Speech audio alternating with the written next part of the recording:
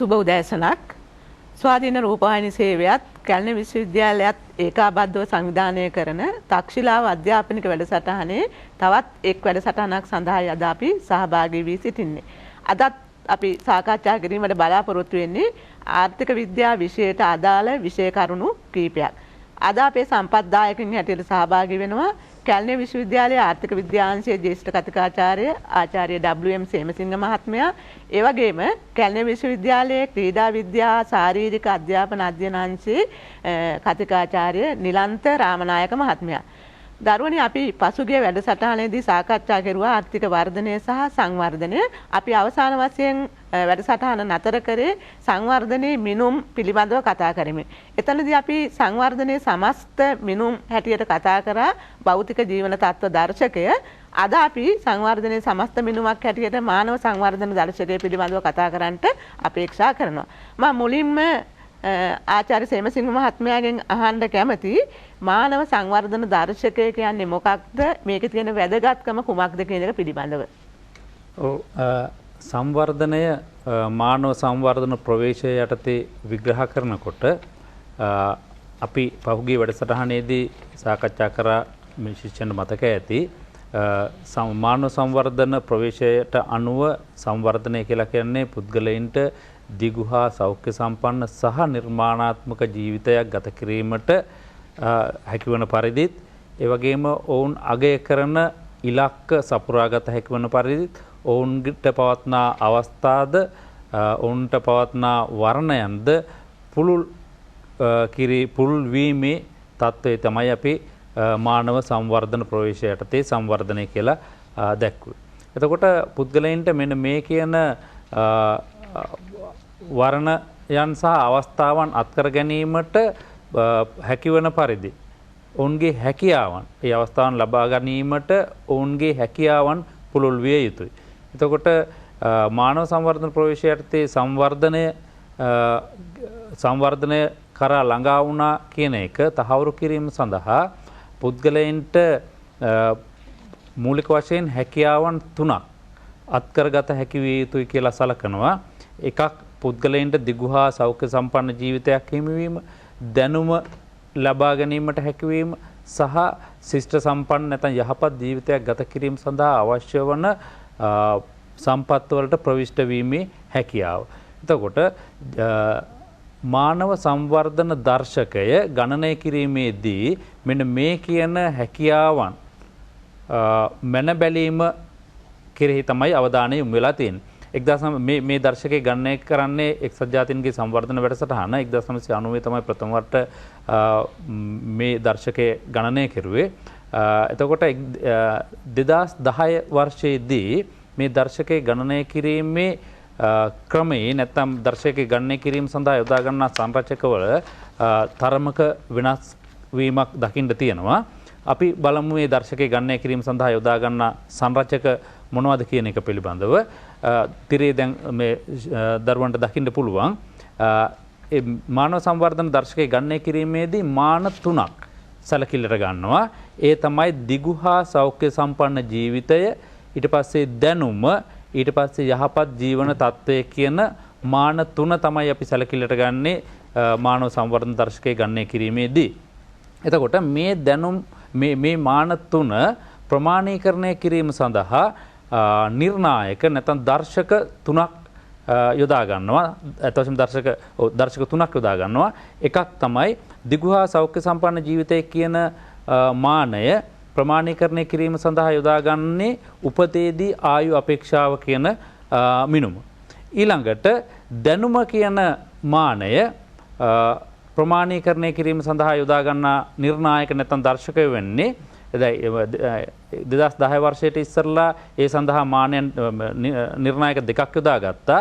ඒ තමයි වැඩිහිටි සාක්ෂරතාව සහ ප්‍රාථමික, ද්විතීය, තෘතීය අධ්‍යාපනයට ප්‍රවිෂ්ඨ වන අනුපාතය කියන එක. නමුත් 2010 වර්ෂයේදී ඒ නිර්ණායක වෙනුවට අලුත් නිර්ණායක දෙකක් හඳුන්වලා දීලා තියෙනවා. එකක් තමයි අධ්‍යාපනය ලැබූ වසර සංඛ්‍යාවේ මධ්‍යනාගයත්, අනිත් එක අධ්‍යාපනය ලැබීමට අපේක්ෂිත වසර සංඛ්‍යාවත් කියන නිර්ණායක දෙක යොදා ගන්නවා දැනුම කියන මානය ප්‍රමාණීකරණය කිරීම සඳහා.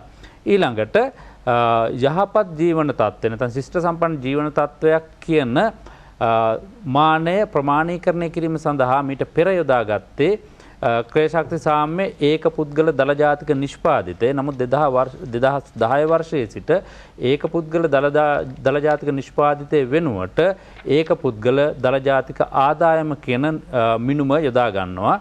ප්‍රධාන වශයෙන්ම ඊට හේතුව විදිහට දක්වලා තියෙන්නේ රටක ඒක පුද්ගල දළ ජාතික නිෂ්පාදිතයට වඩා ඒ රටට ලැබෙන ප්‍රේෂණ වැඩිවීම හේතුවෙන් ඒක පුද්ගල දළ ජාතික ආදායම වැඩි වෙනවා. එතකොට රටක ජනතාවගේ ජීවන තත්ත්වය පිළිඹු කිරීමේදී ඒක පුද්ගල දළ ජාතික ආදායමට ඒක පුද්ගල දළ ජාතික නිෂ්පාදිතයට වඩා ඒක පුද්ගල දළ ජාතික ආදායම හොඳ මිනුමක් වෙයි කියන අපේක්ෂාවෙන්. එතකොට මෙන්න මේ කියන නිර්ණායක ඒකාබද්ධ කරමින් තමයි මානව සංවර්ධන දර්ශකය කියන සංයුක්ත මිනුම ගණනය කරලා තියෙන්නේ. එතකොට මේකේ අපි මුලින් කියපු විදිහට උපතේදී ආයු අපේක්ෂාව කියන නිර්ණායක නැත්නම් ඒ දර්ශකය ගණනය කිරීම සඳහා අපි ප්‍රමාණීකරණය කිරීම සඳහා උපදර්ශකයක් ගොඩනංවනවා උපතේදී ආයු අපේක්ෂා දර්ශකයේ විදිහට.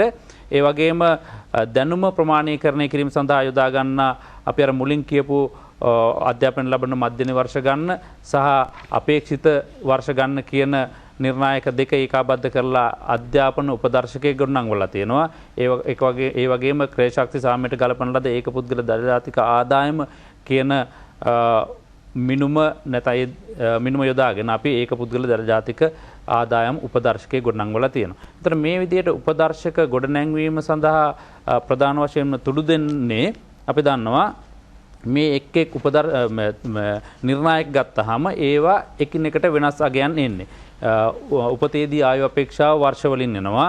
ඒ වගේම අධ්‍යාපනය සඳහා අපි යොදා ගන්න දර්ශකත් වර්ෂවලින් එන්නේ. නමුත් දළ ජාතික ආදායම එන්නේ රුපියල් වලින්. මේ විදිහට එකිනෙකට වෙනස් මිනුම් වලින් ලැබෙන මේ නිර්ණායක තනි දර්ශකයකට ගොනු කිරීම සඳහා මේවා අපි උපදර්ශක වශයෙන් ගණනය කරලා ඒකාබද්ධ කිරීමක් කරන්න. එතකොට අපි තිරේ දැක්වෙන විදිහට දළ ජාතික ආදායම ක්‍රේශක්ති සාමයට ගලපන ලද ඒක පුද්ගල දළ ජාතික ආදායම කියන උපදර්ශකයත් ඒ වගේම අධ්‍යාපනය සම්බන්ධ උපදර්ශකයත් ඒ වගේම උපතේදී ආයු අපේක්ෂා උපදර්ශකයත් එකට එකතු කරලා ඒ වගේ සාමාන්‍ය තමයි අපි ඒක මානව සංවර්ධන දර්ශකයේ විදියට ගණනය කරන්න. එතකොට මේ තනි දර්ශක උපදර්ශක ගණනය කිරීම සඳහා යොදා ගන්නවා අපි එක ෆෝමියුලා එකක් යොදාගෙන එක ප්‍රකාශනයක් යොදාගෙන තමයි මේ උපදර්ශක ගොඩනංවන්නේ. ඒ සඳහා යොදා ගන්නා සූත්‍රය අපිට දැන් තිරේ දක්වන්න පුළුවන්.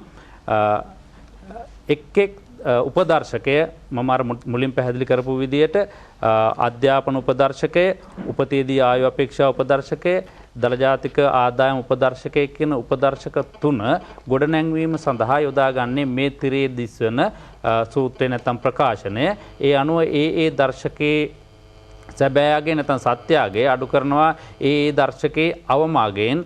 ඊට පස්සේ ඒ ලැබෙන අගය බෙදනවා. අපි ඒ දර්ශකයේ උපරිම අගය අඩු කරනවා ඒ දර්ශකයේ අවම අගයෙන්. මේ වගේ උපරිම සහ අවම අගයන් එක්සත් ජාතීන්ගේ සංවර්ධන වැඩසටහනේ දක්වලා තියෙනවා. ඒ නිර්ණායකයේ සඳහා යොදා ගන්නා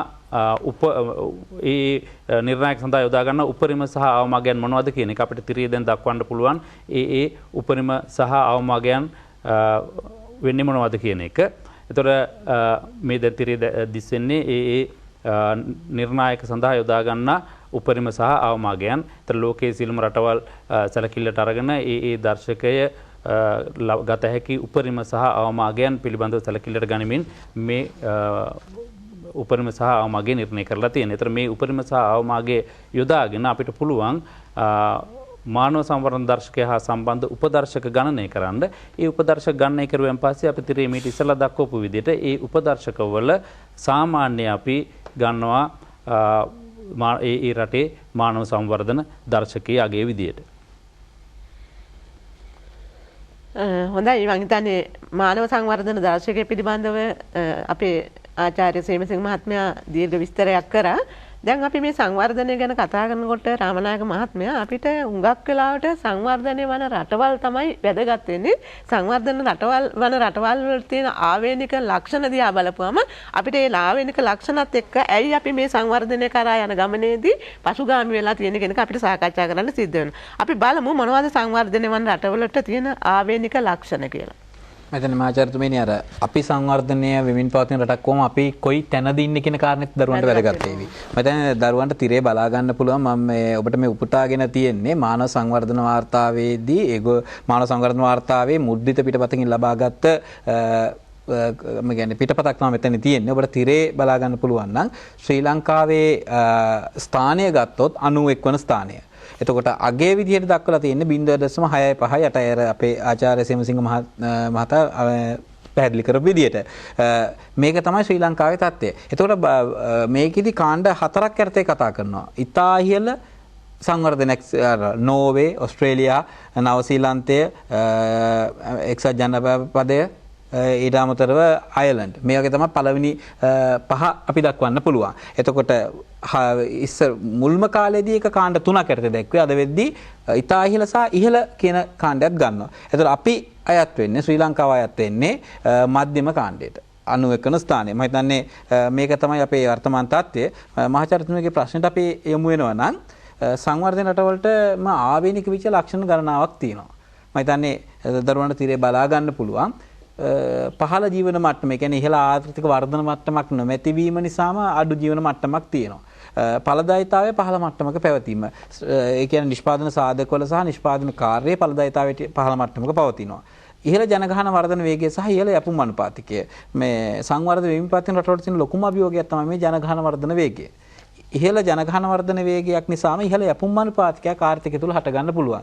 ඒක වැඩ කරන වයසේ ජනසංඛ්‍යාවට දැඩි තෙරපුමක් ඇති කරනවා. මේ නිසා පරිභෝජනය කෙරෙහි ඇති කරන්නා වූ වියදම් වැඩි වෙනවා. ආයෝජනය අඩු වෙනවා. සංවර්ධනය කරා යන ගමනේදී ඒක බාධාවක් විදිහට දකිනවා. අපේ අපනය ගත්තොත් එහෙම මෙවැනි රටවල බොහෝ වෙලාවට දකින්නේ ප්‍රාථමික අපනයන. ඒ කියන්නේ කෘෂි ආශ්‍රිත දේවල්. අනිත් පැත්තෙන් ගත්තොත් එහෙම අපිට දකින්න පුළුවන් අස්ථාවර ජාත්‍යන්තර සම්බන්ධතා සංවර්ධන වෙමින් පවතින රටවලට හොඳ ස්ථාවර ජාත්‍යන්තර සම්බන්ධතා බොහෝ අවස්ථාවල අඩුයි. මේකත් හේතුවක් වෙනවා මේ සංවර්ධන වලට බාධා වෙන්න. අනිත් කාරණා තමයි වෙළඳපොළ වල තියෙන අපූර්ණතා. ඒ කියන්නේ නිෂ්පාදකයන්ට නිශ්චිතතාවකින් යුක්තව කර්මාන්ත මහා පරිමාණ කර්මාන්ත දක්වා ගෙන යෑමේදී සංවර්ධන වෙමින් පවතින රටවල තියෙන වෙළඳපොළ වල තියෙන ආවේනික ගැටලු. මෙන්න මේ හේතු කරගෙන තමයි සංවර්ධනයට තියෙන බාධා අපි දකින්නේ. ඉතින් මේක තමයි ලංකාව වැනි සංවර්ධන වෙමින් පවතින අපේ කලාපයේ බොහෝ රටවලට ආවේනික ලක්ෂණ. සේමසිංහ මහත්මයා දැන් අපිට ඇත්තටම මානව සංවර්ධන දර්ශකය ගැන කතා කරනකොට අපේ කලාපය වැදගත් වෙනවා. සාක් කලාපය. දැන් සාක් කලාපයේ මේ සම්බන්ධයෙන් තියෙන தත්ත්වය, ඒ සාක් කලාපය තුල අපේ රටට තියෙන වැදගත්කම පිළිබඳව අවධානය යොමු කළොත්. ඔව් ඇත්තටම අපි ලංකාවේ ආර්ථික වර්ධනය හා සංවර්ධනය පිළිබඳව කතා කරද්දී අපි ලෝකයේ සමග සංසන්දනය කරන අතරම ප්‍රධාන වශයෙන්ම අපි අපේ කලාපයේ සමග සංසන්දනය කරනවා. එහෙම සංසන්දනය කිරීම මගින් අපේක්ෂා කරන්නේ කාලයත් සමග අපි රට කලාපයේ අනෙක් සිසු රටවල් සමග සංසන්දනය කිරීමෙන් අපේ රටේ සංවර්ධන ගමන් මගට මොකද වෙලා තියෙන්නේ කියන එක පිළිබඳව හඳුනා ගැනීම සඳහා. එතකොට දැන් ඉස්සලා නිලන්තරාම නායක මහත්මයා පැහැදිලි කරපු විදිහට එක්සත් ජාතීන්ගේ සංවර්ධන වැඩසටහන් ප්‍රකාශයට පත් කරන මානව සංවර්ධන වාර්තාවේ ලෝකේ රටවල් වර්ග කරලා තියෙනවා මානව සංවර්ධනයේ තත්ත්වය පදනම් කරගෙන ඉතා ඉහළ මධ්‍යම සහ පහළ නැත්නම් අඩු මානව සංවර්ධනයක් සහිත රටවල් විදියට. එතකොට එහෙම කරන ලද වර්ගීකරණය තුළ දැන් අපේ කලාපය අපි කතා කරන දකුණු ආසියානු කියන කලාපේ දකුණු ආසියානු කලාපේ රටවල් බොහොමයක් තියෙන්නේ මධ්‍ය මානව සංවර්ධනයක් සහිත රටවල් විදියට. දැන් අපිට තිරේ දක්වන්න පුළුවන් දකුණු ආසියානු කලාපේ රටවල් අතසම 7ක් තිබුණාට මේ තිරේ දැක්වෙන්නේ රටවල් 6ක් පමණයි. මම කියන්නම් ඊළඟට අඩු රට මොකක්ද කියන එක පිළිබඳව. දැන් මේ තිරේ දැක්වෙන විදියට ලංකාව තමයි දකුණු ආසියානු කලාපය තුළ මානව සංවර්ධනයේ ඉහළම මට්ටමක පවතින්නේ. ඊළඟට දෙවනියට ඉන්නවා මාලදිවයින. දැන් මේ ශිෂ්‍යයන් සමහරට මතක ඇති 2009 සහ ඊට පෙර එනකොට මාලදිවයින තමයි මාලදිවයින ලංකාවට වඩා ඉහළින් හිටිය මානව සංවර්ධනය අතින් ගත්තාම. නමුත් දැන් 2010 වර්ෂය වෙන විට ලංකාව 91 වෙනි ස්ථානයේ දක්වා ඇවිත් තියෙනවා. එතකොට මාලදිවයින තියෙන්නේ 107 වන ස්ථානයේ. ඔව්. ඊළඟට යන දෙවෙනි ස්ථානයේ තියෙන මාලදිවයින, තුන්වෙනි ස්ථානයේ ඉන්දියාව, හතරවෙනි ස්ථානයේ පාකිස්තානය, බංග්ලාදේශය, නේපාලය මේ කියන අනුපිළිවෙලට තමයි මානව සංවර්ධනය පදනම් කරගෙන අපි කලාපීය රටවල් පෙළ ගැස්සුවොත් එහෙම අපිට දක්වන්න පුළුවන් වෙන්නේ.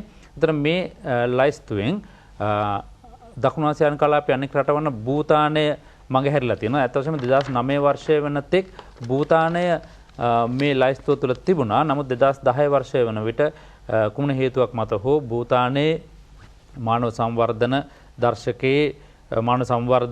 දර්ශකයේ ගණනය කිරීමට ඇතුළත් වෙලා නැහැ. භූතානයේ සහ තවත් රටවල් මම හිතන්නේ 25ක් පමණ තියෙනවා ඒ ඇතුළත් නොවිච්ච කාණ්ඩයට. දැන් මේ අපේ මානව සංවර්ධන දර්ශකය අනුව අපේ කලාපය තුළ අපි ඉන්නේ ඉහළින්ම. ඒකෙදි තවත් වැදගත් පිළිඹුවක් තියෙනවා. ඒ තමයි මානව සංවර්ධන දර්ශකයේ මේවට 2010 මානව සංවර්ධන දර්ශකයේ තව ගණනය කිරීමක් තියෙනවා. ආදායම නොසලකා මානව සංවර්ධනයේ පමණක් ආදායම හැර අනෙකුත් දර්ශක පිළිබඳව සැලකිල්ලට අරන් මානව සංවර්ධන දර්ශකය ගණනය කරුවොත් එහෙම අපේ රටේ දැන් 2010 මේ කියන නිර්ණායකයටතේ ගණනය කරපු මානව සංවර්ධන දර්ශකයාගේ 0.65යි. නමුත් අපි ආදායම අත්හැරියොත් අපේ රටේ මානව සංවර්ධන දර්ශකයාගේ 0.738 දක්වා ඉහළ නැගලා තියෙනවා. එතනින් පැහැදිලි වෙන්නේ මොකක්ද? අපේ රටේ මානව සංවර්ධන දර්ශකයාගේ 0.658 දක්වා අඩු මට්ටමක තියෙන්නේ අපේ ඒක පුද්ගල ආදායම පහළ මට්ටමක පැවතීම කියන එක. ඒතර ඒක පුද්ගල ආදායමක පහළ මට්ටමක පැවතීම නිසා 0.658ක මානව සංවර්ධන දර්ශකයක අගයක් අත් කරගත්තත් දැන් අපි ආදායම නොසලකා හැරපුවාම අනෙක් දර්ශක අතරින් මේකෙන් පැහැදිලි වෙන්නේ අනෙක් දර්ශක පිළිබඳව සැලකිල්ලට ගත්තාම අනෙක් මානයන් පිළිබඳව සැලකිල්ලට ගත්තාම අපේ රට අනෙකුත් රටවල්ට සාපේක්ෂව බොහෝ ඉදිරියෙන් සිටිනවා කියන එක. ආචාර්යතුමන් පැහැදිලි කිරීම අනුව අපිට පේනවා අපේ කලාපය තුල ශ්‍රී ලංකාවේ නැත්නම් අපේ රටේ ඉහළම තැනක ඉන්නවයි කියලා 91 වෙනි ස්ථානයේ ආදායම කියන සාධකය මගහැරියොත් එහෙම මම හිතන්නේ අපි තවත් ඊට වඩා ඉහළ තත්ත්වයකට අපේ රටපත් වෙනවයි කියන එක පැහැදිලි කරා.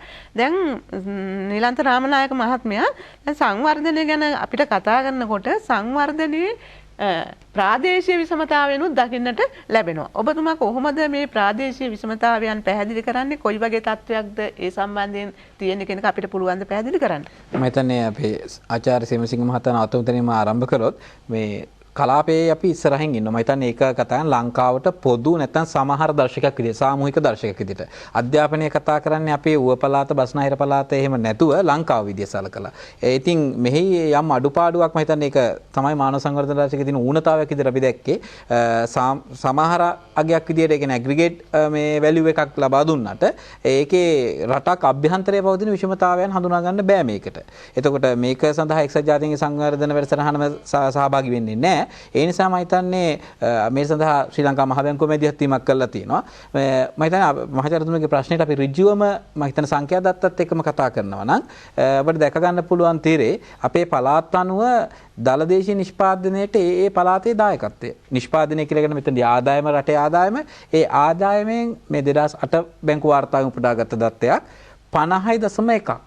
ඒ කියන්නේ භාගයකටත් වඩා පොඩ්ඩක් වැඩි වෙන්න රටේ ආදායමේ බස්නාහිර පළාත වල තමයි ව්‍යාප්ත වෙලා තියෙන්නේ. එතකොට ඉතුරු 49.9ම ව්‍යාප්ත වෙන්නේ ඉතිරි පළාත් ටිකේ. එතකොට අඩුම විදිහට අපි දකින උතුරු සහ උතුරු මැද පළාත් වල ගත්තොත් එහෙම ඊටාම අඩු මට්ටමක දලදේශීය නිෂ්පාදිත දායකත්වයක් දකිනවා. ඉතින් මේ විෂමතාවය නිසා අපිට සංවර්ධනයේ මිනිමක් විදිහට අපි 0.658ක් වගේ හිටියට රට අභ්‍යන්තරයේ විෂමතාවය අවම කරගන්නවා නම් ඒක මම හිතන රටක් විදිහට සාර්ථකයි කියන කාරණේ.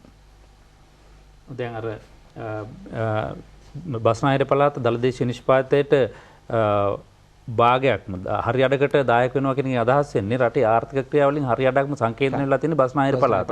ඒතර රටේ අනෙකුත් සියලුම පළාත් 8කටම 8ක්ම දායක වෙන්නේ හරි අඩකට පමණයි. ඉතින් ඒකෙන් අදහස් වෙන්නේ එතකොට මේ සංවර්ධනයේ භෞතික සංවර්ධනය මෙතන අත්වශයෙන්ම භෞතික වශයෙන් ඇති වෙන සංවර්ධනයේත් විශාල විෂමතාවක් තියෙනවා කියන එක. ඒතර භෞතික සංවර්ධනය ඇති වෙන විෂමතාව අනිවාර්යෙන්ම ගුණාත්මක සංවර්ධනයේ විෂමතාවටත් ප්‍රධාන වශයෙන්ම තුරු දෙන සාධකයක් උතර. එතකොට අර නිලන්තරාම නායක මහත්තයා කිව්වා වගේ මේ සංයුක්ත දර්ශක වලින් සංයුක්ත සමාහාර දර්ශක වල තියෙන දුර්වලතාව තමයි එතකොට ඒ දර්ශක වලින් පිළිඹු වෙන්නේ රටක හෝ ආර්ථිකයක නැත්නම් සමාජයක සමස්ත තත්ත්වය.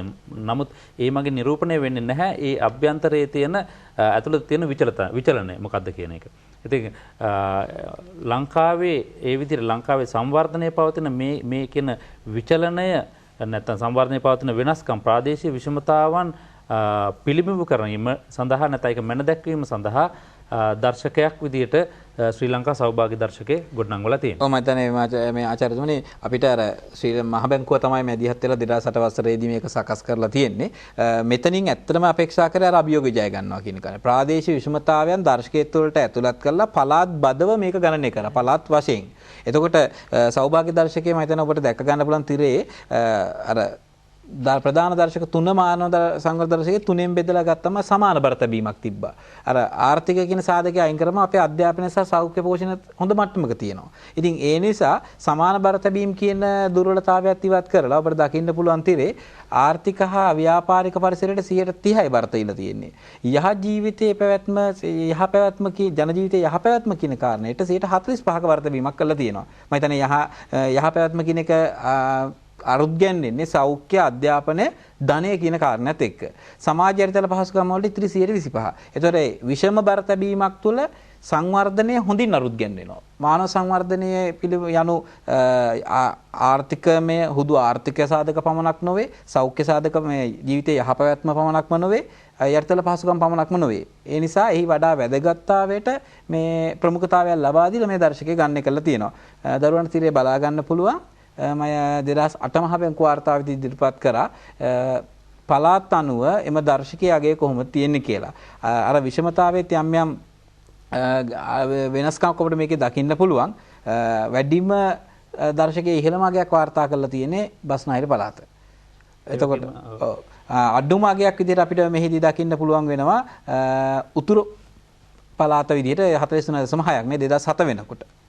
ඒතර ඒ වගේම මේ දර්ශකයේදී අපිට මේ සංඛ්‍යා ලේඛන නැවත අපිට තිරේ දක්වන්න පුළුවන් නම් මේ සංඛ්‍යා ලේඛනය තුළින් මේ සටහන් තුළින් පිළිඹු කරන්න පුළුවන් අපිට පෙන්වන්න පුළුවන් මේ කාලයත් සමග වර්ෂ මේ පෞද්ගලික වර්ෂත් එක්ක ගත්තාම රටේ සමස්තයක් විදියට සෞභාග්‍ය කොහොමද වෙනස් වෙලා තියෙන එක. ඒතර පළමු වර්ෂයේම තියෙන 42.4ක් කියන එක. ඒතර මේ වෙනකොට ලංකාව සම්බන්ධයෙන් ගත්තාම 52.7 දක්වා වර්ධනය වෙලා තියෙන. ඒ කියන්නේ සමස්තයක් විදියට ගත්තාම රටේ සෞභාග්‍ය වැඩිවීමක් පෙන්වුම් කරන අතරම පළාත් විදියට අපිට මේ විදිහට මේක සංසන්දනය කරලා බලන්න පුළුවන් පහුගිය වර්ෂ ගණනත් එක්ක කොහොමද රටේ සෞභාග්‍ය වෙනස් වෙලා තියෙන්නේ, මොන පළාත්වලද වෙනස් වෙලා තියෙන්නේ, කොයිතරම් අනුපාතයකින් වෙනස් වෙලා තියෙනවද, අඩුවෙන් වෙනස් වෙලා තියෙන්නේ මොන පළාතේද කියන එක හඳුනා ගන්න පුළුවන්. ඒතර ඇත්ත වශයෙන්ම මේ හඳුනා ගැනීම වැදගත් වෙනවා රටක මේ ප්‍රාදේශීය විෂමතාව අවම කිරීම සඳහා වන ප්‍රතිපත්ති සම්පාදනය කිරීමේදී. ඒතර ප්‍රතිපත්ති සම්පාදකයන්ට මේ මගින් මාර්ගෝපදේශයක් සපයනවා කොහොමද ප්‍රතිපත්ති ක්‍රියාත්මක කළ යුත්තේ මේ ප්‍රාදේශීය විෂමතාව අවම කිරීම සඳහා. එහෙමනම් ඔබතුමා පැහැදිලි කරන ආකාරයට මොනවාද මේ ප්‍රාදේශීය අසමනතා අවම කිරීම සඳහා අනුගමනය කරලා තියෙන උත්සාහයන් නැත්නම් ප්‍රයත්නයන් අපිට පැහැදිලි කළොත්? මම හිතන්නේ මේ තිරේ දරුවන්ට දැක ගන්න පුළුවන් මේ නිතරම මාධ්‍ය තුළ ඔබට දකින්නට ලැබෙන කාරණා ගණනාවක් මෙතන තියෙනවා.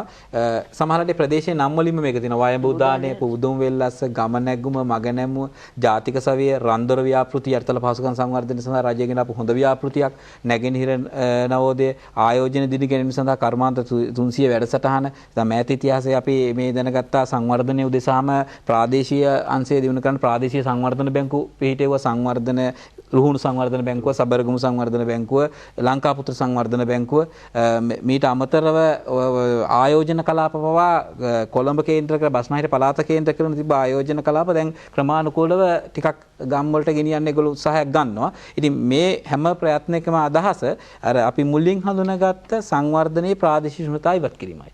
මේක තමයි අපිට මෑත කාලීන උත්සාහන විදිහට දකින්න පුළුවන්. ඒ වගේම අපි අර ප්‍රධාන යටිතල පහසුකම් මහා පරිමාණ යටිතල පහසුකම් වන හම්බන්තොට වරාය ඉදිකිරීම, මත්තල ගුවන්තොටුපළ ඉදිකිරීම, ඒ වගේවත් අත්වශයෙන්ම රටේ සමස්ත ආර්ථික සංවර්ධන දායක වෙනවා වගේම ඒ ප්‍රදේශවල සංවර්ධනයටත් දායක වන වැඩසටහන් විදිහට හඳුන්වන්න පුළුවන්. මම හිතන්නේ අපි සංවර්ධනය පිළිබඳව සෑහෙන ප්‍රමාණයක් කරුණු සාකච්ඡා කරා. මේ සංවර්ධනයත් එක්කම අපිට කතා කරන්න වෙන තවත් මාතෘකාවක් තමයි දරිද්‍රතාවය කියන එක. දැන් මේක ලෝකේ බරපතල සමාජ ආර්ථික ප්‍රශ්නයක් බවට පත් වෙලා තියෙනවා. නිෂ්පාදනය, සම්පත් උපයෝජනය, ඒ වගේම ආයෝජන, විරැකියාව, ඉතිරි කිරීම මේ හැම දෙයකටම මේක බලපාලා තියෙනවා. මම ආචාර්ය සේමසිංහ මහත්මයාගෙන් අහන්න කැමතියි අපේ දරුවන්ට පැහැදිලි කරන්න කියලා දරිද්‍රතාවය කියන්නේ මොකක්ද කියන එක පිළිබඳව ඉතාමත් කෙටියෙන්.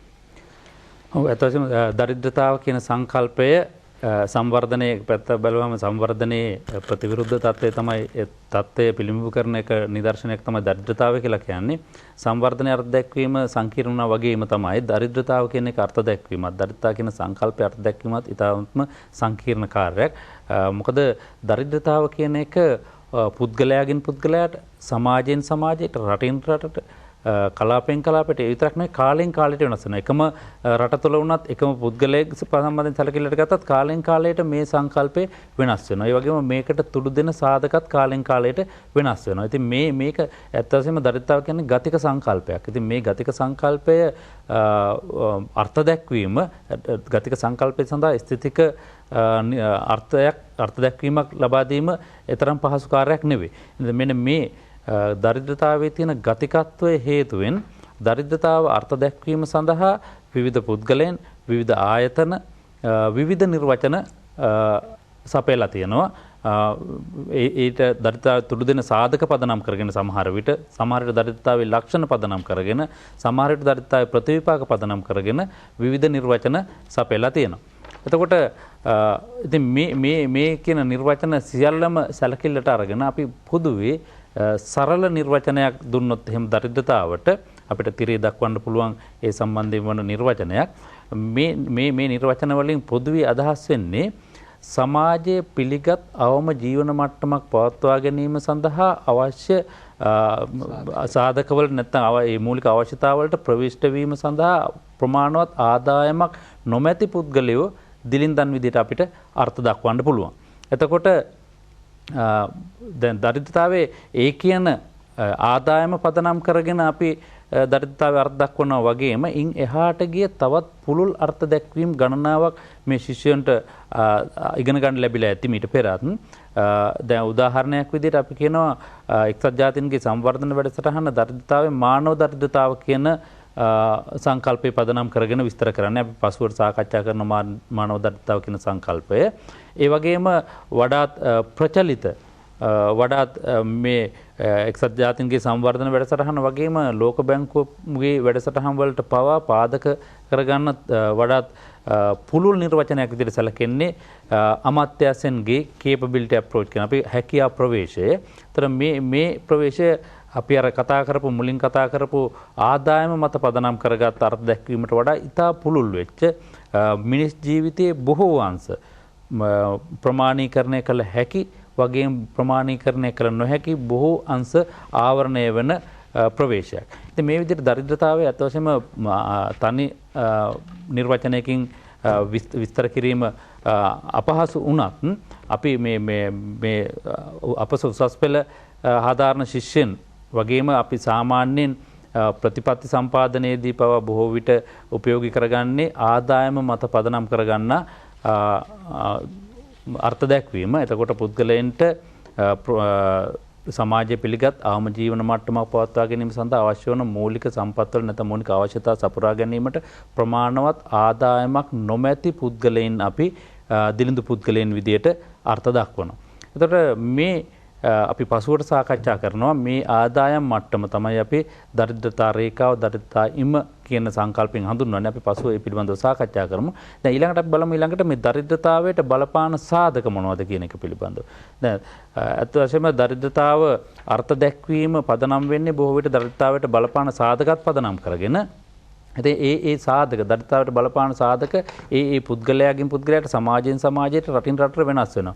උදාහරණයක් විදිහට කිව්වොත් එහෙම දීවර කර්මාන්තයේ යෙදෙන පුද්ගලයන්ගේ දරිද්‍රතාවයට හේතු වන සාධක වලට වඩා වෙනස් වෙනවා කෘෂිකාර්මික අංශයේ ජීවනෝපාය සලසා ගන්න පුද්ගලයන්ගේ දරිද්‍රතාව වලට තුඩු දෙන සාධක. ඒ වගේම අපි ගත්තොත් එහෙම ආෆ්‍රිකානු කලාපයේ රටවල දරිද්‍රතාවයට තුඩු දෙන සාධක වලට වඩා වෙනස් ආසියානු කලාපයේ රටවල දරිද්‍රතාවයට තුඩු දෙන සාධක. ඉතින් මේකෙන් පැහැදිලිවම දරිද්‍රතාවයට තුඩු දෙන සාධකත් ඉතාමත්ම සංකීර්ණයි කියන එක. ඉතින් මේ අපි තිරේ අපිට දැන් ඕගොල්ලන්ට දකින්න පුළුවන් රොබර්ට් චෙම්බර්ස් පෙන්වා දෙන ආකාරයට දරිද්‍රතාවයේ මූලික සාධක කීපයක් පිළිබඳව. එතකොට මේ ආදායම් දරිද්‍රතාව, කායික දුබලතාව, පීඩනයන්ට ගොදුරු වීමේ නැඹුරුතාව, බලරහිත බව, හුදකලා බව මෙන්න මේ කියන සාධක වල පවත්නා එකිනෙක අතර පවත්නා සම්බන්ධතාව පදනම් කරගෙන තමයි මේ රටක නැත්නම් පුද්ගලයන් තුළ දරිද්‍රතාව ජනිත වෙන්නේ කියලා ඔහු විස්තර කරන්නේ. අපිට දැන් තිරේ දක්වන්න පුළුවන් ඔබට. මේ තිරේ දැන් අපිට දක්වන්න පුළුවන් ඒ චෙම්බර්ස් පෙන්වපු ආකාරයට මේ දරිද්‍රතාවයේ එක් සාධක කොහොමද එකිනෙකට සම්බන්ධ වෙන්නේ කියන එක පිළිබඳව. දැන් ආදායම් දරිද්‍රතාවය අනිවාර්යයෙන්ම හේතු වෙන්න පුළුවන් පුද්ගලයන්ගේ කායික දුබලතාවට. ඒ වගේම අනිත් පැත්තට ඒක කායික දුබලතාව හේතු වෙන්න පුළුවන් පුද්ගලයන්ගේ ආදායම අඩු වෙන. මොකද කායික දුබල පුද්ගලයෙකුට ආදායම පෙීමේ හැකියාව අඩු. ඒතර මේ දෙක අතර එකිනෙක හා එකිනෙකින් පෝෂණය වන සම්බන්ධතාවක් තියෙනවා. ඒ වගේම කායික දුබලතාව හේතු වෙන්න පුළුවන් පීඩනයන්ට ගොදුරු වීමට. කායික දුබල පුද්ගලයෝ බොහෝ විට පීඩනයට ගොදුරු වෙනවා. ඊළඟ පීඩනයට ගොදුරු වෙන පුද්ගලයන් අනිත් පැත්තට කායික දුබලතාවට පත්වීමටත් ඉඩකඩ තියෙනවා. ඒ වගේම පීඩනයට ගොදුරු වෙන පුද්ගලයන් අනිත් පැත්තෙන් අඩු ආදායම් මට්ටමක් ඇතිවීමටත් හේතු වෙනවා. ඒ වගේම අඩු ආදායම අනිත් පැත්තෙන් පීඩනයට ගොදුරු වීමටත් හේතු වෙනවා. මේ දෙක අතරත් එකිනෙක හා සම්බන්ධයක් තියෙනවා. ඊළඟට බලරහිත වීම ගත්තොත් පවර්ලෙස්නස් කියන අපි බලරහිත වීම පුද්ගලයන් බලරහිත වීම හේතු වෙනවා පීඩනයන්ට ගොදුරු වීමට. ඒ වගේම පීඩනයන්ට ගොදුරු වෙනනම් බලරහිත වීමටත් හේතු වෙනවා. ඒ වගේම බලරහිත වීම අනිත් පැත්තෙන් හේතු වෙනවා කායික දුබලතාව ඇතිවීමට. ඒ වගේම කායික දුබලතාව අනිත් පැත්තට පුද්ගලයන් බලරහිත වීමටත් හේතු වෙනවා. ඒ වගේම බලරහිත වීම අනිත් පැත්තෙන් ආදායම අඩු ආදායමක් ඇතිවීමටත් තුඩු දෙනවා. අඩු ආදායම ඒ වගේම බලරහිත වීමටත් හේතු වෙනවා. ඊළඟ සාධකය තමයි හුදකලා බව කියන එක. එතකොට අයිසොලේෂන් හුදකලා බව බලරහිත වීම හුදකලා බවට හේතු වෙන අතරම හුදකලා වීම බලරහිත වීමටත් හේතු වෙනවා. ඒ වගේම හුදකලා බව හා කායික දුබලතාව අතරත් එකිනෙකින්ට සම්බන්ධයක් පවතිනවා. ඒ වගේම හුදකලා බව පීඩනයට ගොදුරු වීමට තුඩු දෙනවා. ඒ වගේම හුදකලා බව අඩු ආදායමට තුඩු දෙනවා. ඒතර මේක කියන්නේ අපි මේ කියන්නේ ඩිප්‍රිවේෂන් ට්‍රැප් කියනවා. ඩිප්‍රිවේෂන් ට්‍රැප් කියනවා. මේ ට්‍රැප් එකෙන් දැක්වෙන නැත්නම් උගුල විහීනතා පාශය නැත්නම් කියන අර අහිමි වීමේ උගුල විදිහට දක්වන්නේ මේකෙන් පැහැදිලි කරන්නේ මේ එක් සාධක අනෙක් සාධක හා සම්බන්ධ වීම මගින් පුද්ගලයන් නිරන්තරයෙන්ම දිලිඳු බවට පත් වෙනවායි කියන එක. සේමසිංහ මහත්මයා දැන් අපි නිරන්තරයෙන් මේ දරිද්‍රතාවය ගැන කතා කරනකොට වචන දෙකක් කතා කරනවා සාපේක්ෂ දරිද්‍රතාවය හා නිරපේක්ෂ දරිද්‍රතාවය. මේ දෙකත් අපිට කෙටියෙන් පැහැදිලි කළොත්. ඔය ඇත්තටම දරිද්‍රතාවය හා සම්බන්ධ සංකල්ප ගණනාවක් තියෙනවා. ඒ අතර ප්‍රධාන වශයෙන්ම භාවිත වෙන සංකල්ප වඩාත් ප්‍රචලිත සංකල්ප දෙකක් තමයි නිරපේක්ෂ දරිද්‍රතාව සහ සාපේක්ෂ දරිද්‍රතාව කියන එක. ඒතර මෙතන නිරපේක්ෂ දරිද්‍රතාව කියලා කියන්නේ යම් පුද්ගලයෙක් හෝ කුටුම්බයකට අපි අර මුලින් කියපු ආකාරයට පිළිගත් ජීවන මට්ටමක් පවත්වා ගැනීමට ප්‍රමාණවත් ආදායමක් නොමැතිවීම නිසා ඔහු අපි කියනවා නිරපේක්ෂව දිලිඳු පුද්ගලයෙක් කියලා. ඒ කියන්නේ වෙනත් පුද්ගලයන් හෝ කුටුම්බයක සංසන්දනය කිරීමකින් තොරව එම පුද්ගලයා හෝ කුටුම්බයේ සැලකිල්ලට අරගෙන ඔහුට හෝ ඒ කුටුම්බයට අපි අර කියපු සමාජයේ පිළිගත් ජීවන මට්ටම පවත්වා ගැනීමට නොහැකි නම් ඒ පුද්ගලයා අපි දිලිඳු පුද්ගලයෙක් විදිහට සලකනවා. ඒක අපි කියන්නේ නිර්පේක්ෂ දරිද්‍රතාව කියලා. එතකොට අනිත් සංකල්පය තමයි සාපේක්ෂ දරිද්‍රතාව. සාපේක්ෂ දරිද්‍රතාවයේදී අත් වශයෙන්ම අපි කරන්නේ වෙනත් කුටුම්බයක් වෙනත් පුද්ගලයෙක් නැත්නම් වෙනත් සමාජ කාණ්ඩයක් එක්ක සංසන්දනය කරමින් එම පුද්ගලයාට ඒ කුටුම්බයට හෝ ඒ සමාජයට සාපේක්ෂව සලකා බලන ලබන පුද්ගලයා සලකා බලන ලබන කුටුම්බය හෝ සලකා බලන සමාජය කොයිතරම් දුරට ඒ අර මුලින් කියපු සමාජයට වඩා ජීවන මට්ටම කොයිතරම් දුරට පහළ මට්ටමකද කියන එක. මෙතෙන් දැත් වශයෙන්ම කරන්නේ සංසන්දනය කිරීම. එක් කාණ්ඩයකට සාපේක්ෂව අනෙක් කාණ්ඩයේ ජීවන මට්ටම කොයිතරම් තියෙනවද කියන එක සංසන්දනය කිරීමක් තමයි මෙතෙන්දි කරන්නේ. එතකොට හැබැයි මෙතෙන්දි බොහෝ විට අපි මේ ප්‍රතිපත්ති සම්පාදනයේදී ඒ වගේම දරිද්‍රතාව මැනීමේදී සැලකිල්ලට ගන්නේ නිර්පේක්ෂ දරිද්‍රතාව. අපි පිළිගන්න සත්‍යයක් තමයි රටක නිර්පේක්ෂ දරිද්‍රතාව අඩු කිරීමට හෝ තුරන් කිරීමට හැකි වුණත් කිසිම රටක සාපේක්ෂ දරිද්‍රතාව අඩු කිරීමට හෝ තුරන් කිරීමට හැකියාවක් නැහැ. අපි දන්නවා සංවර්ධිත රටවල පවා මේ සාපේක්ෂ දරිද්‍රතාව පවතිනවායි කියන එක. මම හිතන්නේ අපිට තියෙන කාල වේලාවත් අනුව මම නිලන්ත රාමනායක මහත්මයාගෙන් පොඩි ප්‍රශ්න කිහිපයක් අහන්න කැමතියි. කොහොමද රටක දරිද්‍රතාවය මනින්නේ? ඊළඟට ඒ දරිද්‍රතාවය දැන් ශ්‍රී ලංකාව ආශ්‍රයෙන් ගත්තාම කොපමණද? ඒ වගේම ඒකේ මනින නිර්ණායක මොනවද? මේ වගේ කරුණු පිළිබඳව පොඩි පැහැදිලි කිරීමක් කරන්න. මම හිතන්නේ මෙහිදී වැදගත් වෙනවා අපේ රටේ මනිනවා කියන්නේ කොච්චර පිරිසක් දරිද්‍රතාවයෙන් පෙළෙනවද කියනකම සේමසිංහ මහතා කියපු විදිහට ආචාර්ය සේමසිංහ මහතා කියපු විදිහට දරිද්‍රතාවය කියන එක නිර්පේක්ෂ දරිද්‍රතාවය තමයි අපි බොහෝ වෙලාවට ප්‍රතිපද සම්පාදනයේ යොදාගන්නේ. ඒ නිර්පේක්ෂ දරිද්‍රතා සංකල්පයට අනුව බලපුවම ලංකාවේ කොච්චර පිරිසක් මේ දරිද්‍රතාවයට යටත් වෙනවද නැත්නම් ඒ දරනවද කියන එක. හින්දා ජාතික දරිද්‍රතා ආපාතය හා ජාත්‍යන්තර දරිද්‍රතා ආපාතය කියලා අපිට සංකල්ප දෙකක් කතා කරන්න පුළුවන්. ජාතික දරිද්‍රතා ආපාතයද අපි කතා කරන්නේ ඒ අදාළ රටේ නිල විදිහට පිළිගත්ත දරිද්‍රතා ඒ ඉමට පහලින් කොච්චර පිරිසක් ඉන්නවද කියන කාරණේ. අනිත් පැත්තෙන් ජාත්‍යන්තර විදිහට ගත්තොත් එimhe ලෝකේ හැම රටකටම පොදුවේ හදලා තියෙනවා දිනකට ඇමරිකානු ඩොලර් එකක්වත් ඉපයීමට අසමත් පිරිසක් කොච්චර ඉන්නවද මුළු ජනගහනයෙන්. ඉතින් මෙන්න මෙහෙම ගත්තොත් අපිට දරන්න පුළුවන් මුළු ජනගහනයෙන් කොච්චර පිරිසක් මේ දරිද්‍රතාවය දරාගෙන ඉන්නවද කියන කාරණේ. ඒක අපි මේ ජාතික දරිද්‍රතා සහ ජාත්‍යන්තර දරිද්‍රතා ආපාත කියන සංකල්පයෙන් හඳුන්වන්නේ. ශ්‍රී ලංකාව සම්බන්ධයෙන් කතා කරනොත් නිල දරිද්‍රතා රේඛාව විදිහට ජනහා සංඛ්‍යා ලේඛන දෙපාර්තමේන්තුව ප්‍රකාශයටපත් කළා තියෙනවා. ඒ කියන්නේ ආදායම් සහ වියදම් සමීක්ෂණය පදනම් කරගෙන තමයි දාලා තියෙන්නේ. මෙහිදී අර ආචාර්ය සේමසිංහ මහතා කියපු විදිහට පරිභෝජන රටාව මුල් කරගෙන උන්ට අවම ජීවන මට්ටමක් පවත්වාගෙන යාමට අවශ්‍ය පරිභෝජන මට්ටමට අදාළ ආදායම මට්ටමක් සලකලා තියෙනවා. එම මට්ටමවත් උපයා ගැනීමට නොහැකි වීම තමයි නිල ආදායම් රේඛාව විදිහට දක්වලා තියෙන්නේ. මෙහිදී මුලින්ම 2006-2007 සමීක්ෂණ කාලය සඳහා ගත්තාම ඒ රුපියල් 2233ක් වුණා. අද වෙනකොට ඒක යාවත්කාලින කරලා තියෙනවා කොළඹ පාරිභෝගික මිලදර්ශකයට අනුව ගලපලා රුපියල් 3249ක්. එහෙමනම් ලංකාවේ මාසකට රුපියල් 3249ක් ඉපයීමට නැහැකි නම් ඔහු දරිද්‍රතාවයෙන් පහළයි, ඔහු දරිද්‍රතාවයට යටත්. ඉතින් මේක වර්තමාන වෙනකොට අපිට දකින්න පුළුවන් 2009 දී මුළු ජනගහණයෙන් 15.2ක් මෙම කියන නිල දරිද්‍රතාවීමට පහළින් ඉඳලා තියෙන්නේ. හැබැයි අපි 2010 දී දකිනවා 7.6ක අගයක් මේක ඉතා විශාල අඩුවීමක්. මෙතනදී දරුවන්ට අවධානයෙන් කියන්න ඕන කාරණයක් තියෙනවා.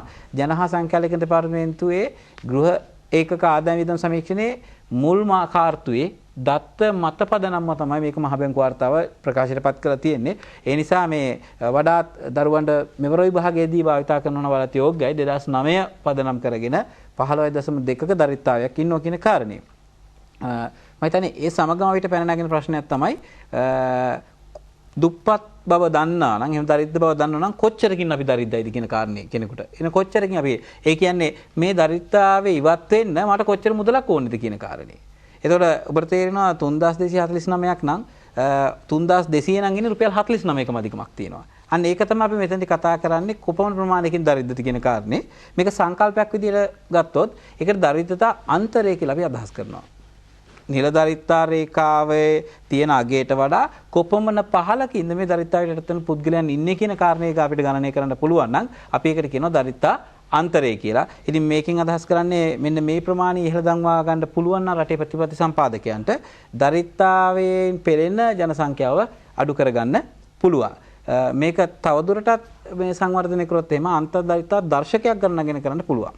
හැබැයි මෙතනදී දරිද්‍රායිමට වඩා ඉහළින් දරිද්‍රතා නිර්ධාරිත රේඛාවට වඩා ඉහළින් ඉන්න පිරිසකගේ ධනාගයක් ගන්න නිසා ඒක ශූන්‍යයි හිතලා සියලු දෙනාගේම අගයන් වල සාමාන්‍ය ප්‍රතිශතයක් ඉදිරිපත් කිරීම තමයි මේකෙදි දර්ශකයක් බවට පත් කරලා තියෙන්නේ. එතකොට මොකද දරිද්‍රායිමට වඩා වැඩිපුර ඉන්න කට්ටියගේ ශූන්‍යයි කියලා උපකල්පනය කරලා තියෙන්නේ. මොකද ඒක ධන බලපෑමක් නිසා ඔවුන් අපේ ඒ දරිද්‍රතාවයේ තියෙන පැතිරීම හඳුනා ගැනීම සඳහා ඉතර වැදගත් වෙන්නේ නැහැ. මේ දර්ශකයෙන් අදහස් කරන්නේ කොච්චර දුරට අපේ දරිද්‍රතාවය පැතිරලා තියෙනවද කියන කාරණේ. අර රෝගයක් කොච්චර දුරට උඩු දුවලා තියෙනවද කියන අපි හඳුනා ගන්න උත්සාහයක් වගේ තමයි මේක අපි දක්වන්න පුළුවන්. මම හිතන්නේ ජනහා සංඛ්‍යාලේඛන දෙපාර්තමේන්තුවේ උපුටාගත් දත්ත කීපයක් ඔබට දකින්න පුළුවන්. ශ්‍රී ලංකාව සම්බන්ධයෙන් ගත්තොත් එහෙම 0.9ක් මුළු ලංකාව සම්බන්ධයෙන් ගත්තොත් අන්තර්දරිද්‍රතා දර්ශකය දක්වන්න පුළුවන්. පළාත් අනුවක මේ අංශ විදිහට ගත්තොත් එහෙම නාගරික අංශයේ 0.4ක්, ග්‍රාමීය අංශයේ 1.1ක්, වතු අංශයේ 1.8ක්. ඉතින් මේක තමයි මම හිතන්නේ ලංකාවේ අපිට මේ දරිද්‍රතාවයේ කොච්චර පිරිසක් දරිද්‍රතාවෙන් පෙළෙනවද කියන ප්‍රශ්න වල උත්තරයක් විදිහට දෙන්න පුළුවන් වෙන්නේ. හොඳයි මම හිතන්නේ රාමනායක මහත්මයාගේ පැහැදිලි කිරීම අනුව ශ්‍රී ලංකාවේ තත්ත්වය අපිට කොයි ආකාරද කියන එක පැහැදිලි වුණා. මම ආචාර්ය සේමසිංහ මහත්මයාගෙන් අහන්න කැමතියි. දැන් අපි ශ්‍රී ලංකාවේ තත්ත්වය සලකා බැලුවොත් ශ්‍රී ලංකාවේ මේ මෑත කාලීන දරිද්‍රතාවයේ උපනතින් හැටියට අපි මොනවද හඳුනාගන්නේ? මොකද අපි දන්නවා දැන් වතු අංශයේ, නාගරික අංශයේ, ඒ වගේම ග්‍රාමීය අංශයේ මේ වල තියෙන දරිද්‍රතා තත්ත්වයන්හි උපනතින් කොයි ආකාරද කියන එක පැහැදිලිව හඳුනා ගැනීම වැදගත් කියන එක. මම හිතන්නේ රාමනායක මහත්මයා පැහැදිලි කරපු විදිහට දරිද්‍රතාව කියලා කියන්නේ අඩු ආදායම කියන අපි නිර්වචනයේ සැලකිලිට ගත්තොත් එහෙම දරිද්‍රතාව මැනීම සඳහා අපි ආදායම නිර්ණායකයක් විදිහට යොදා ගන්නවා. එතකොට ඒ ආදායම මට්ටම අපි සලකනවා දරිද්‍රතා රේඛාව විදිහට. ඒතර දරිද්‍රතා රේඛාව දැන් රාමනායක මහත්තයා පැහැදිලි කරපු විදිහට ලංකාවේ නිල දරිද්‍රතා රේඛාව ගණනය කරලා තියෙන ජනහා සංඛ්‍යාලේඛන දෙපාර්තමේන්තුව මේ විදිහට හැම රටක්ම තම තමන්ගේ රටට අදාළ වන පරිදි දරිද්‍රතා රේඛාවන් ගණනය කරලා ඒ අනුව ඒ රටේ දරිද්‍රතාව මැනලා දක්වනවා. ඒ වගේම අන්තර්ජාතික සැසඳීම සඳහා බොහෝ විට යොදාගන්නේ අපි අර එතුමා විස්තර කරපු විදිහට ලෝක බැංකුවේ දිනකට ඩොලර් 1 කියන නිර්ණායකේ ඒ නිර්ණායකය පදනම් කරන අපිට අන්තර්ජාතික සැසඳීම් කරන්න පුළුවන්. නමුත් රටක් තුල දරිද්‍රතාව ගණනය කිරීමේදී ඒ රටට ආවේනිකව ගොඩනංවන ලද නිල දරිද්‍රතා රේඛා පදනම් කරගෙන අපි ගණනය කිරීම සිදු කරන්නේ. එතකොට පහුගිය කාලය තුළ ඒ විදිහට ගණනය කරන ලද ලංකාවේ දරිද්‍රතාවයේ කොහොමද හැසිරලා තියෙන්නේ කියන එක අපිට දැන් මේ තිරේ දැක්වෙන සටහනින් දක්වන්න පුළුවන්. එතකොට මේ සටහන් දිහා බැලුවාම සමස්තයක් විදිහට ගත්තාම අපි 2006-2007 වර්ෂයේ දක්වා ගත්තාම අපි 9-10 වර්ෂය අතහැරලා දැන්ට කතා කරමු. 2006-7 වර්ෂය දක්වා ගත්තාම පහුගිය කාලේ 1990 ඉඳන් 2006-7 වර්ෂයේ ගණනය කරන වර්ෂය වෙනකොට සමස්තයක් විදිහට ලංකාවේ දරිද්‍රතාවයේ සැලකිය යුතු අඩුවීමක් ඒකක 10.11ක පමණ අඩුවීමක් පෙන්වුම් කරනවා. ඒ වගේම 90-91 දශක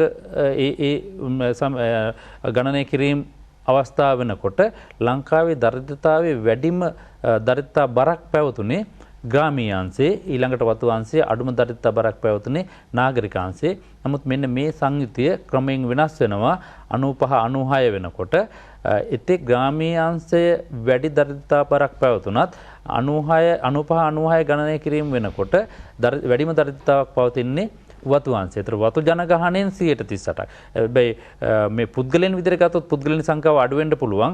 පුද්ගලයන් විදිහට ගත්තොත් වැඩිම දිලිඳු පුද්ගල සංඛ්‍යාවක් ඉන්නේ ග්‍රාමීය අංශයේ. හේතුව රටේ ජනගහනයෙන් 70%කට වැඩි ප්‍රමාණයක් ග්‍රාමීය අංශයේ සිටින නිසා. එතකොට ග්‍රාමීය අංශයේ පුද්ගලයන් විදිහට ගත්තාම දිලිඳුකම වැඩි. නමුත් අපි අනුපාත ප්‍රතිශතයක් විතර ගත්තොත් එහෙම 95-96 වර්ෂයේ ඒ ගණනය කිරීමේ සිට දිගින් දිගටම දරිද්‍රතාවයේ වැඩි දරිද්‍රතා බරක් පවතින්නේ වතු අංශයේ. කොමනත් අපි පහුගිය කාලය තුල දරිද්‍රතාවයේ හැසිරීම සැලකිලිට ගත්තාම පිළිඹු වෙන කාරණය තමයි ග්‍රාමීය අංශයේ රටේ සමස්තයක් විදිහට වගේම නාගරික අංශෙත් ග්‍රාමීය අංශෙත් වතු අංශෙත් දරිද්‍රතා ආපාතය ක්‍රමයෙන් අඩුවීමක් පිළිඹු කරනවායි කියන එක. දැන් 2009-10 වර්ෂයේ ඒ ගණනය කිරීම අත් වශයෙන්ම සමස්තයක් විදිහට රටේ දරිද්‍රතාව ගත්තාම විශාල අඩුවීමක් පෙන්වුම් කරනවා. ඒ වගේම ග්‍රාමීය අංශෙත් විශාල අඩුවීමක් වැඩිම අඩුවීමක් පෙන්වුම් කරන්නේ වතු අංශේ. නමුත් මේ ගණනය කිරීම ඇත්ත වශයෙන්ම తాවකාලිකව ගණනය කිරීමක්. හේතුව 2010 වර්ෂයේ පළවෙනි කාර්තුවට අදාළ දත්ත පමණයි මේ ගණනය කිරීම සඳහා සැලකිලිට අරන් තියෙන්නේ. ඒතර අපිට ඇත්ත වශයෙන්ම සංසන්දනයේදී වඩා වැදගත් වෙන්නේ 2006-7 වර්ෂය දක්වා වන දරිද්‍රතාවයේ හැසිරීම විග්‍රහ කිරීමයි. ඒතර ඒ විග්‍රහ ඒ දත්ත දිහා බලලා අපිට කියන්න පුළුවන් ලංකාවේ දරිද්‍රතා ආපාතය සමස්තයක් විදිහට වගේමත් අංශ විදිහට ගත්තාමත් සැලකිය යුතු අඩුවීමක් නිරූපණය කරනවා කියන එක. දරිද්‍රතාවය පිළිබඳව කතා කරනකොට අපිට තවත් වැදගත් දර්ශකයක් තියෙනවා මානව සංවර්ධන දර්ශකය. දැන් එක්සත් ජාතීන්ගේ සංවර්ධන එක්සත් ජාතීන්ගේ වැඩසටහන මගින් 1977 මානව සංවර්ධන වාර්තාවෙන් පෙන්වුම් කරලා තියෙනවා මේ මානව දරිද්‍රතා දර්ශකය පිළිබඳව. මොකක්ද මානව දරිද්‍රතා දර්ශකය, මොනවද ඒකෙන් නිරූපණය වෙන්නේ කියන එක පිළිබඳව මම නිලන්ත රාමනායක මහත්මයාගෙන් අහන්න කැමතියි. මම හිතන්නේ ඉස්සෙල්ලා අපේ ආචාර්ය සිම්සික් මහතා මතක් කරා මානව සංවර්ධනයේම ප්‍රතිවිරුද්ධ පැතිකඩක් දරිද්‍රතාවයෙන් නිරූපණය වෙනවා කියන කාරණේ. මම හිතන්නේ සංවර්ධනයේදී මානවයාගේ ජයග්‍රහණයක් නිරූපණය වුණා නම් දරිද්‍රතාවයේදී අදහස් වෙන්නේ මානවයාගේ පරාජයීම් නැත්නම් අහිමිවීම. අර කියන්නේ දිගු ජීව කාලයක් අත්පත් කර ගැනීමට නොමැතිවීම, දැනුම අත්පත් කර ගැනීමට ඇති අවස්ථාව නොමැතිවීම, යහ ජීවන සත්‍යයක් අත්පත් කර ගැනීමට නොමැතිවීම කියන මේ අහිමිවීම ටික තමයි මෙතනදි කියන්නේ. ඉතින් මේව දර්ශකයාගේ අඩු වෙනවා නම් තමයි හොඳ. මොකද දර්ශකයාගේ ඉහළට යන්න අහිමිවීම වැඩි කියන එකයි ඉතින් අදහස් කරන්නේ. මේක අපේ එක්සත් ජාතීන්ගේ සංවර්ධන වැඩසටහන මේ සඳහා දර්ශක දෙකක් ඉදිරිපත් කරනවා. එකක් සංවර්ධනයේ වෙමින් පවතින රටවල සහ සංවර්ධිත රටවල විදියට. ඒ නිසා දරුවන්ට තිරේ දැක ගන්න පුළුවන් මානව දරිද්‍රතා දර්ශකයේ එක මේකට අනුව තමයි අපේ ගණනය කිරීමට ලක් වෙන්නේ. අවුරුදු 40ක්වත් ජීවත් නොවේ යයි අනුමාන කරන අද උපදින ජනගහනයේ ප්‍රතිශතය. මම හිතන්නේ මෙතනදී අර දීර්ඝායුෂ නොමැතිවීම කියන කාරණේ ඒගොල්ලෝ මේ නිරූපණය වෙනවා. සාක්ෂරතාවය නොමැති වැඩිහිටි ජනගහනයේ ප්‍රතිශතය. මෙතනදී අර අධ්‍යාපනයේ දැනුම නොමැතිවීම කියන සාධකයේ පිළිඹු වෙනවා. ඊළඟ කාරණේ යහ ජීවිත සත්‍යයක් නොමැතිවීම කාරණේ මූලික අවශ්‍යතා සපුරාගත නොහැකි ජනගහන ප්‍රතිශතය. මෙහිදී පැහැදිලිවම සඳහන් කරලා තියෙනවා ආරක්ෂිත පානීය ජලය නොලබන ජනගහනයේ ප්‍රතිශතය. මම හිතන්නේ මේක දුගී බවට ප්‍රධාන හේතුවක් වෙනවා. මම හිතන්නේ ඇතැම් ප්‍රදේශවල දවසට පැය 2-3කට වඩා වේදම් කරනවා තමන්ගේ පානීය ජල ප්‍රශ්න විසඳ ගන්න. ඉතින් ඒක දරිද්‍රතාවයක් විදිහට කියන්නේ දරිද්‍රතාවයේ පෙළීමක් විදිහට තමයි අපි දකින්නේ. වයස අවුරුදු 5ට අඩු උග්‍ර ලෙස බර අඩු ළමයින්ගේ ප්‍රතිශතය. ඒ කියන්නේ මන්ද පෝෂණයට යටත් වෙන ආයත් වෙන ළමයින්ගේ ප්‍රතිශතය කොච්චරද කියන කාරණේ. ඉතින් මෙන්න මේ ටික ගත්තම අපිට එකව කළ සංයුක්තව දර්ශකයක් විදිහට කතා කළොත් ඒක අපි දකිනවා මානව සංවර්ධන දරිද්‍රතා දර්ශකයේ එක විදිහට. ඉතින් ඕක සංවර්ධිත රටවලට යදී යම් නිර්ණායක ප්‍රමාණයක් වෙනස් වෙනවා. ඒ තමයි අර අවුරුදු 40 කින් සාධකයේ ඉවත් වෙලා අවුරුදු 60ක් දක්වා ජීවත් නොවේයයි අනුමාන කෙරෙන අද උපදින ජන සංඛ්‍යාවේ ප්‍රතිශතය. අනිත් කාරණේ සාක්ෂරතාව සතුරුදායක මට්ටමට වඩා අඩු ජන සංඛ්‍යාවේ ප්‍රතිශතය. තවත් සාධකයක් මෙහිදී එක්කව කරලා තිනවා දරිද්‍රතා රේඛාවට පහළින් සිටින ජනගහනයේ ප්‍රතිශතය. මෙතනදී මේ දරිද්‍රතා රේඛාව විදිහට උන් දක්වන්නේ කුටුම්බවල මධ්‍ය වැය කලකේ ආදායමෙන් ඒ රටේ මධ්‍ය වැය කලකේ ආදායමෙන් 50%කට වඩා අඩුයි. ඉතින් 50% කියලා කියන්නේ ඉතා විශාල ආදායමක්. අනිත් පැත්තට ගත්තම මාස 12ක් හෝ ඊට වැඩි කාලයක් විරේකයාවෙන් සිටින ජන සංඛ්‍යාව. ඉතින් මෙහිදී දරුවෝ මතක තියාගන්න ඕනේ මේන් සංරචකයන් වෙනස් වෙන නිසා දර්ශක දෙකේ අගයන් සංසන්දනය කරන්න බෑ. සංවර්ධන වෙමින් පවතින රටක දර්ශකයෙහි අගයත් සංවර්ධිත රටක මානව සංවර්ධිත දර්ශකයත් අගයන් දෙක සංසන්දනය කිරීම ඉතා එච්චර යෝග්‍ය වෙන්නේ නැහැ. මේක ඔබට දැන් දැක ගන්න පුළුවන් ත්‍රි සංඝටකයන් වෙනස් බව. මේ රාමනායක මහතා විස්තර කරපු විදිහට මානව දරිද්‍රතා දර්ශකය කියලා කියන්නේ මානව සංවර්ධන දර්ශකයේ ප්‍රතිවිරුද්ධත්වය නිරූපණය කරන්නේ. මානව සංවර්ධනයේදී සාකච්ඡා කරන්නේ පුද්ගලයන්ගේ අත්කර ගැනීම ප්‍රගතිය පිළිබඳව. මානව සංවර්ධනයේදී පුද්ගලයන්ගේ ප්‍රගතිය පිළිබඳව. එතකොට මානව දරිද්‍රතා දර්ශකයේදී අපි කතා කරන්නේ පුද්ගලයන්ගේ මානව සංවර්ධනයේදී අහිමි වීම පිළිබඳව. එතකොට මේ මානව සංවර්ධනයේ ප්‍රතිවිරුද්ධ පැත්ත තමයි මානව දරිද්‍රතා දර්ශකයෙන් නිරූපණය කරන්නේ. හරි. ආර්ථික විද්‍යාව ආධාරණ මම සිසුන්ට මම හිතන්නේ තවත් වැදගත් කාරණා කීපයක් තමයි මේ ජනගහනය, ශ්‍රම බලකාය හා සේවා නියුක්තිය කියන එක. දැන් අපි මේ පිළිබඳවත් අපිට කාල වේලා අනුව යම්කිසි පැහැදිලි කිරීමකට යමු. අපි ඉස්සෙල්ලාම බලමු ජනගහනය කියන්නේ මොකක්ද කියලා. දැන් ජනගහනය ඇත්තටම නිරන්තරයෙන්ම වෙනස් වන සංකල්පයක්. ඒ කියන්නේ ගතික සංකල්පයක්. මම සේමසිංහ මහත්තයාගෙන් අහන්න කැමතියි මේ ජනගහනය පිළිබඳව තිබෙන නිර්වචනය ඒ වගේම මේ ජනගහනය පිළිබඳව තොරතුරු ලබා ගන්න පුළුවන් මූලාශ්‍ර මොනවද කියන එක. අපි ඊටමත්ම කෙටියෙන් බලමු. එතකොට ඇත්ත වශයෙන්ම රටක ජනගහනය කියලා කියන්නේ යම් නිශ්චිත කාලච්ඡේදයක් තුළ යම් නිශ්චිත භූමි ප්‍රදේශයක ජීවත් වන සියලුම ජන සංඛ්‍යාව තමයි අපි රටක ජනගහනය කියලා කියන්නේ. එතෙන්දී සලකා බලන්නේ නැහැ පුද්ගලයන්ගේ ජාතිකත්වය සලකා බලන්නේ නැහැ, වයස සලකා බලන්නේ නැහැ, ස්ත්‍රී පුරුෂ භාවය සලකා බලන්නේ නැහැ, ප්‍රාදේශීය විසමත්වය සලකා බලන්නේ නැහැ. යම් නිශ්චිත භූමි ප්‍රදේශයක් තුළ යම් නිශ්චිත කාලයක ඉන්න මුළු ජන සංඛ්‍යාව තමයි ඒ රටේ ජනගහනය කියලා සැලකින්නේ. එතකොට රටක ජනගහනය පිළිබඳව තොරතුරු ලබාගත හැකි මූලාශ්‍ර කිහිපයක් තියෙනවා. ඒකින් ප්‍රධානම සහ විශ්වසනීයම මූලාශ්‍රය වෙන්නේ ජන සංගණන. ඒ කියන්නේ රටක ජන සංගණනය කියලා කියන්නේ රටේ සියලුම ජනතාව එක් පුද්ගලයා වෙන වෙනම ගණනයට ලක් කිරීම තමයි ජන සංගණනයකදී සිද්ධ වෙන්නේ.